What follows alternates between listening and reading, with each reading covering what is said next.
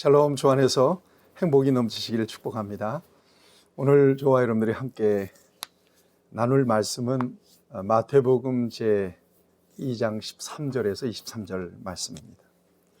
성경을 펴셔서 함께 말씀을 나눴으면 참 좋겠습니다. 저는 신학교 학부를 다닐 때 연극반에 들어가서 잠시 활동했던 때가 있습니다.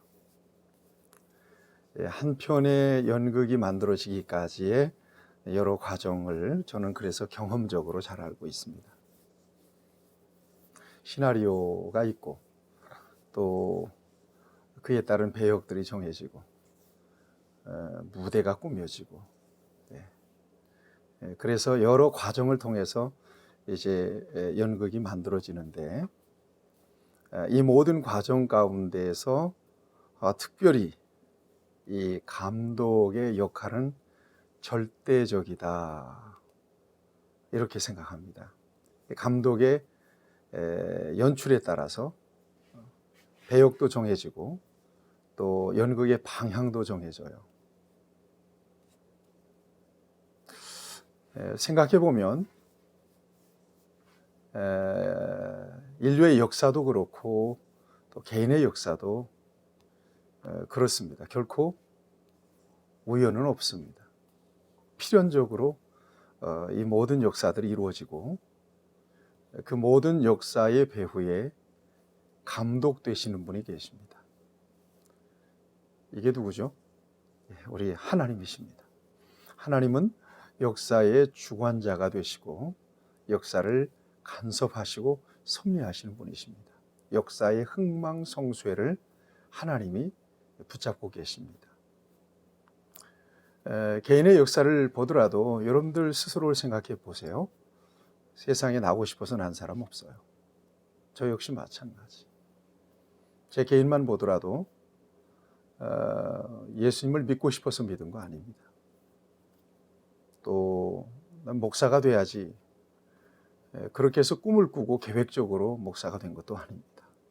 하나님께서 어느 순간에 저에게 소명을 주셨고 또 제가 목회자가 되어서 일생 동안 이렇게 말씀을 통해서 영혼들을 섬기는 삶을 살고 있습니다. 안산에 살고 있는데 나는 안산에서 살아야지 의도적으로 안산에 와서 살고 있지는 않습니다. 어떻게 하다 보니까 여기까지 왔어요. 교회를 개척해서 섬겨야지 이건 꿈에도 없었던 일입니다. 그런데 교회를 개척해서 지금 이렇게 섬기고 있습니다. 우연이냐? 그렇지 않습니다. 하나님이 간섭하신 거예요. 이것을 섭리라고 이야기합니다. 예수님께서 이 땅에 오신 사건은 인류 최대의 사건입니다. 하나님의 원대한 계획이 이루어진 사건이지요. 역시 배후에 하나님의 주도면밀한 간섭이 있습니다. 섭리가 있습니다. 오늘 우리가 읽은 본문은 이 같은 하나님이 간섭하시는 손길을 우리가 분명하게 확인할 수 있도록 만들어주는 말씀입니다. 예수님께서 베들레헴에 탄생하시고 동방에서 박사들이 그 먼 곳에서 와서 경배합니다. 그 박사들에게 헤롯이 뭐라고 얘기하죠? 가서 경배하고 자세히 알려주면 우리도 경배할 것이다. 그렇지만 헤롯의 마음속에는 어떤 마음이 있었어요? 예수님을 제거하고자 하는 마음이 있었던 거죠. 그런데 하나님이 간섭하셔서 그들이 헤롯에게 돌아가지 않고 자기 고향으로 돌아갑니다.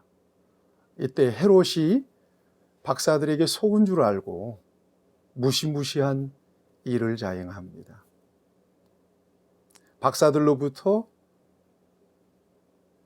아기가 탄생했다는 소식을 들은 그 순간부터 그 시점부터 2살 이하의 사내 아이를 전부 다 살해하게 되는 거죠. 그 같은 명령을 내립니다. 예수님이 위기를 만나신 겁니다. 이때 하나님이 간섭하십니다. 어떻게 간섭하시느냐? 13절을 말씀을 보세요. 그들이 떠난 후에 주의 사자가 요셉에게 현몽하여 이르되 헤롯이 아기를 찾아 죽이려 하니 일어나 아기와 그의 어머니를 데리고 애굽으로 피하여 내가 네게 이르기까지 거기 있으라 하시니 애굽으로 피신시키는 거예요. 그리고 헤롯이 죽게 됩니다. 그리고 난 뒤에는 19절에 보면 헤롯이 죽은 후에 주의 사자가 애굽에서 요셉에게 현몽하여 이르되 또 현몽하세요. 그리고 이스라엘로 돌아가라고 명령하십니다. 그래서 돌아갑니다. 그런데 22절에 보면 또 그러나 아켈라오가 그의 아버지 헤롯을 이어 유대에 임금됨을 듣고 거기로 가기를 무서워할 때 또 꿈에 지시하십니다. 그래서 갈릴리 지방으로 가세요. 위기의 순간에 하나님은 여지없이 개입하셔서 위기를 관리하십니다. 하나님의 섭리입니다. 여러분, 이 섭리를 저와 여러분들이 믿어야 될 것입니다.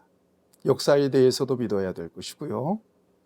저와 여러분의 모든 행사에 대해서도 하나님의 간섭하심을 인정할 수 있어야 될 것이고요. 저와 여러분들의 일생에 관련해서도 하나님의 이 같은 섭리를 믿어야 될 것입니다. 하나님은 언제나 선하게 복되게 인도해 주심을 믿습니다. 또 우리가 주목해야 될 말씀이 있습니다. 이 말씀은 본문에서 자주 등장하는 표현들이 말씀을 이루려 하심이라 15절에 보면 그렇게 되어 있고요. 또 17절 말씀에서도 말씀이 이루어졌느니라 하는 말씀이 있습니다.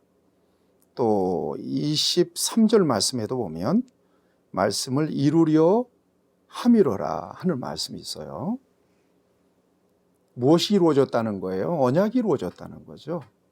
말씀이 이루어졌다는 것입니다. 하나님의 말씀은 1.1획도 틀림이 없어요. 그리고 하나님은 약속하신 바를 변개하거나 시건하지 않으시는 분이십니다. 성경 전체의 약속 가운데서 가장 큰 약속은 예수님을 통해서 인류를 구속하시기 위한 약속이에요. 성경 전체가 약속으로 되어 있어요. 그래서 그 약속은 반드시 이루어지게 되어 있습니다. 하나님 이같이 주도 면밀하게 당신의 언약을 이루어 가시는 역사를 이렇게 우리에게 보여주고 있는 것입니다. 무엇보다도 그러므로 저와 여러분들의 믿음은 약속을 붙드는 믿음이어야 합니다. 요즘 제가 붙들고 있는 말씀이 있습니다. 로마서 8장 26절 28절 말씀이에요. 성령께서 우리의 연약함을 아시고 말할 수 없는 탄식으로 우리를 위해서 친히 간구하신다는 말씀을 저는 붙잡고 있습니다.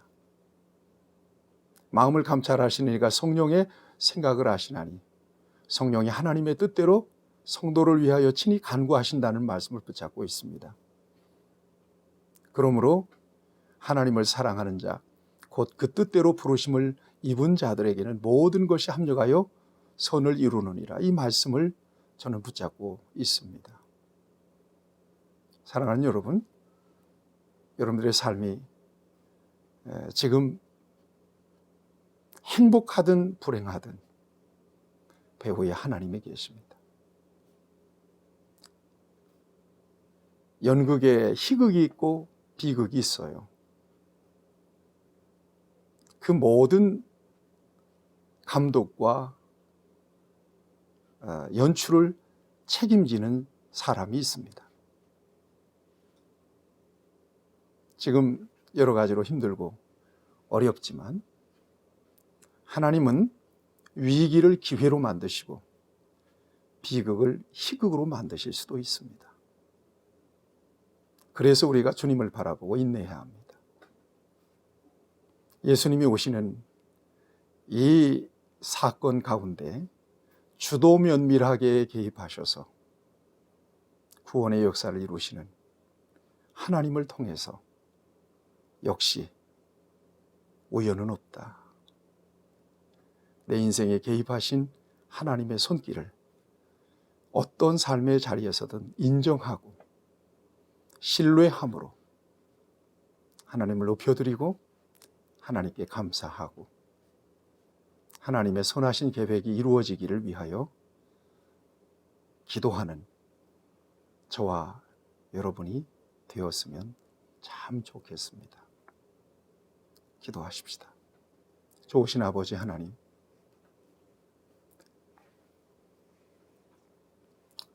우리 주님이 오시는 이 순간에 주도 면밀하게 우리 하나님이 개입하신 손길을 봅니다. 우리 인생의 모든 여정 가운데 희로애락이 있습니다.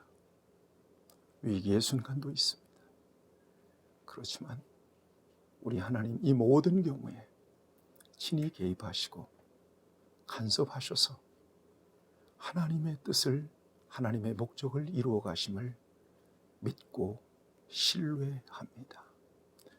오늘도 그 같은 하나님의 손길을 의지하고 승리하는 주의 자녀들 되게 해 주옵소서. 예수님의 이름으로 기도하옵나이다. 아멘. 승리하시기를 축복합니다.